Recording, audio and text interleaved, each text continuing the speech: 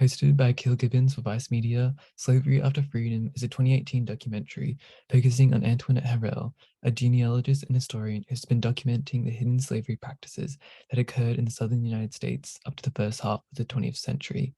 Their analysis of the journalistic, the empathetic, and human-focused style employed by Gibbons and Vice in their approach towards content and subjects, it can be determined that the documentary takes on a hybrid of modes, comprising both expository and participatory aspects. Working with Vice Media across a variety of short documentary films, Gibbons as a filmmaker often centers on issues concerning the American justice and carceral systems, and particularly on its detrimental policing and oppression over Black Americans. True to Vice Media's origins, these documentaries follow a journalistic style, being told primarily in a declarative manner with voiceover narration as well as through interviews, and Slavery After Freedom follows this same pattern.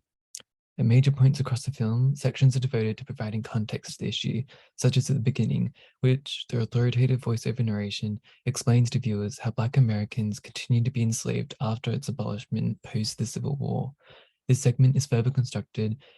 through a montage of overlay, comprising of archival black and white footage from across time, including Martin Luther King Jr. during the Civil Rights Movement and documents and newspaper articles relating to the supposed abolishment of slavery in 1865, and reports of Black Americans being held in servitude in 1903.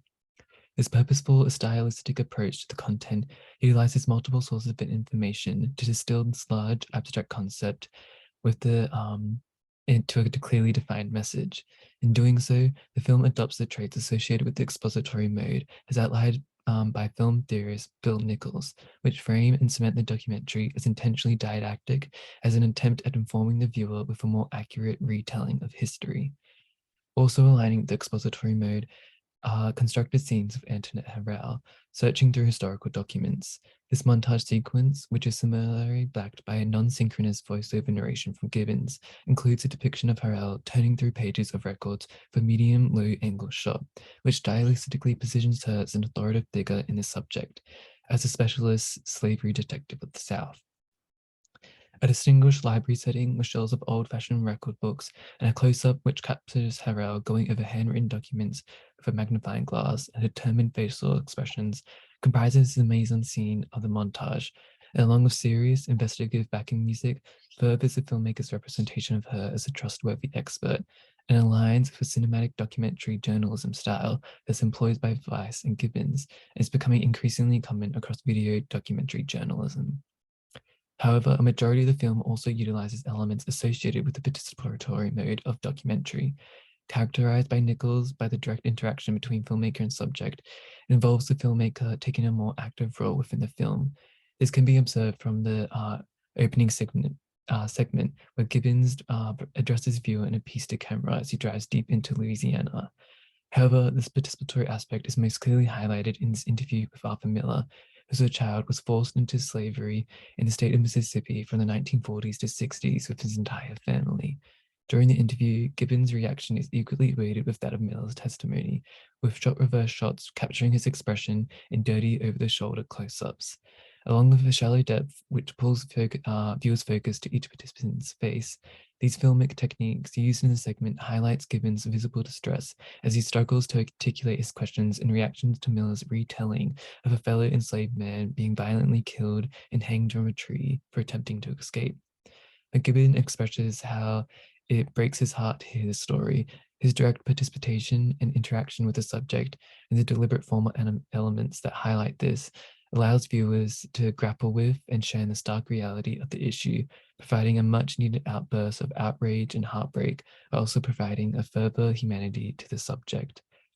This participatory aspect is also significant to the storytelling style and content of the documentary in relation to Black American identity and shared history.